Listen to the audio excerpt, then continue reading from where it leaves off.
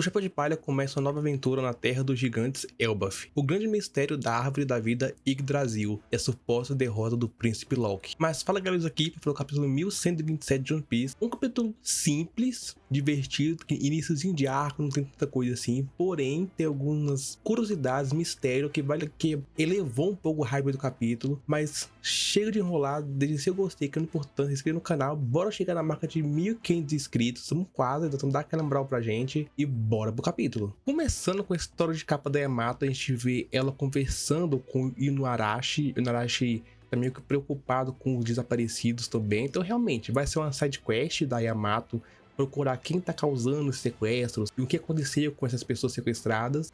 Tá divertidinho até, tá legal até. E uma coisa que bem curiosa é que o Inuarashi virou Daimyo de Kuri. Bem legal ver isso, né? Que se não me engano, Denjiro virou Daimyo de Ringo e agora o Inuarashi virou de Kuri. Então talvez nos próximos deve mostrar mais bainhas, são Daimyos de outras regiões. Talvez o Kawamatsu sendo Daimyo de Udon, o Raizo sendo Daimyo de Akumai. Então, tipo, bem interessante ver esses bainhas como daimyos. E não só isso, como teve outra coisa interessante, que toda a capa da Yamato ela tá comendo. Achei incrível, já a sexta capa dela que ela tá comendo. Meu Deus do céu, que fome é essa? O capítulo começa de fato com os gigantes meio que assustados com o grande incêndio que aconteceu misteriosamente em Elbaf. E já foi citado logo no primeiro capítulo a Árvore da Vida Yggdrasil. Bem legal ver ela de longe. Ela tá parecendo pequena, mas acho que é proporção mesmo por causa da distância. Porém, bem legal ver logo no primeiro capítulo. E essa árvore é bem conhecida, né, na mitologia nórdica, que ela representa o centro dos reinos, dos mundos, de todo mundo. Ela liga todos os mundos na mitologia nórdica, bem legal também. Não só isso, como a gente teve a grande curiosidade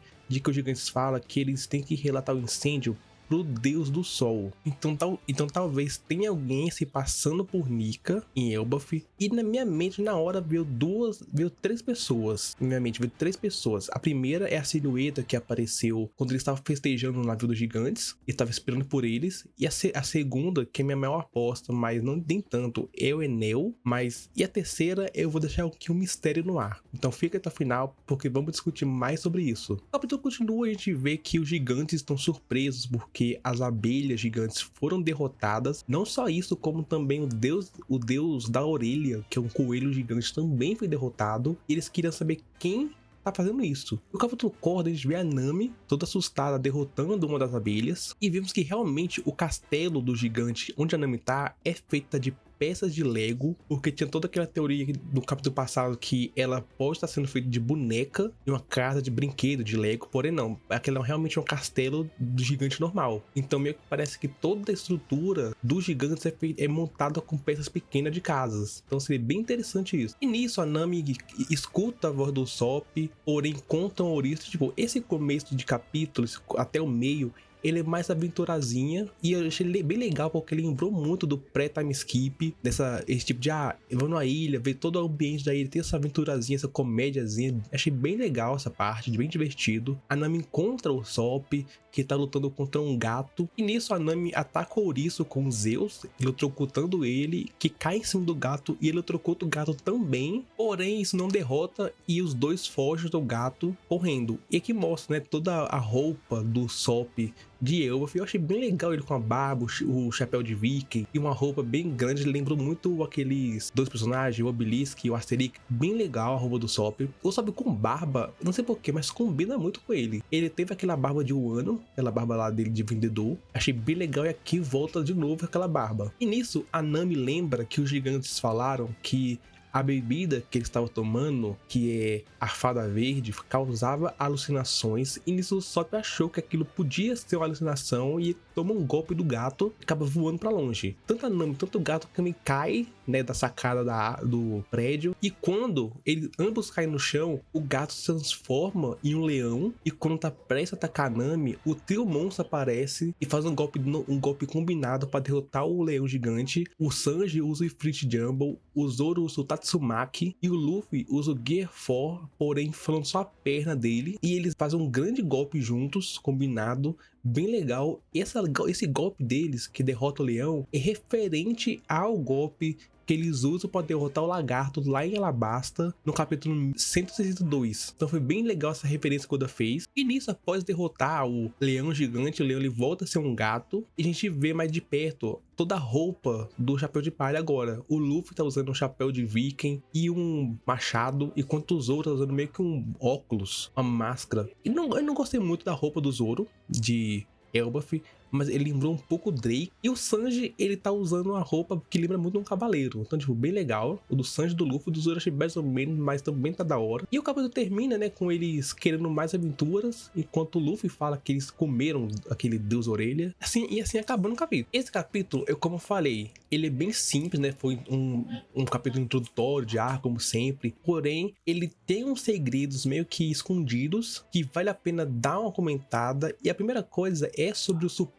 Deus do Sol, que os gigantes comenta, e que eu falei que seria ou aquela silhueta que estava esperando por eles, ou então o Enel. E supostamente no meu vídeo que eu fiz sobre os 5 coisas que podia acontecer em Elbaf, a volta do Enel tava lá, e eu falo que o Enel podia voltar meio que fingindo ser um deus lá em Elbaf, fingindo ser o Thor, ou então algum tipo de deus diferente, os gigantes, mas seria mais o Thor mesmo, porque tem a ver com o trovão, tem o Thor. Porém, mas esse aqui é um indício, talvez, que ele possa ser Nika, né? Vai que ele voltou como Nika, fingindo ser Nika. O único problema é que mata essa teoria é que os gigantes sabem qual é a forma de Nika, então o Enel não tem nada parecido, porque quando os gigantes salvaram o Luffy lá em Egghead, ele fala pro Luffy por que o Luffy tá usando uma fantasia de Deus do Sol. Então eles conhecem com a aparência do Nika. Então seu Enel realmente é bem difícil ser. Porém, a terceira opção que eu falei pra vocês que eu tinha em mente era o Loki. O Loki ele pode estar enganando os gigantes, fingindo ser o Deus do Sol. E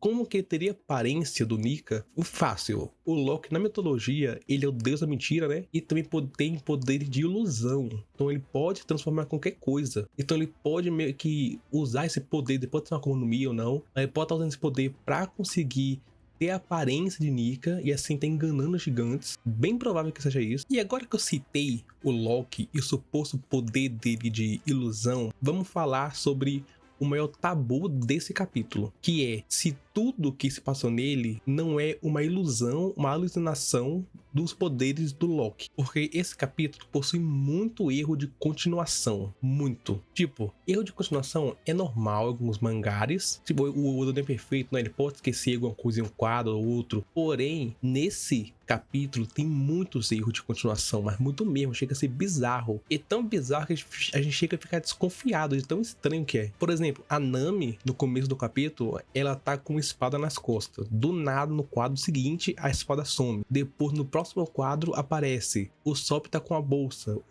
no próximo quadro some, depois aparece. E não é tipo só uma vez que isso acontece. É muitas vezes que acontece da espada sumir e voltar, sumir e voltar. Então é bem estranho isso. E calma, que tem outros casos mais na frente do capítulo que piora. Na cena onde o trio monstro atacando, a gente vê o Sanji usando o Inflict Jumbo com a perna direita, porém quando ele ataca o leão, ele ataca com a perna esquerda. Não só isso, como o Luffy, ele ativa o Gear 4, porém ataca com Gear Third. É muito bizarro. E falando mais dessa cena, o Luffy, quando derrota o gato, ele aparece sem nada, né? Ele tá com o Gear 4, ele tá sem nada nas costas. Depois aparece com uma espada nas costas. E quando foca mais nele, aparece com um machado. É muito estranho. É como eu falei, é muita coincidência. Então, tipo, tudo que tá acontecendo pode ser uma alucinação de alguém. E isso alguém pode ser a Nami, porque a Nami foi o foco, né, desse capítulo do passado. Então, a Nami pode estar alucinando.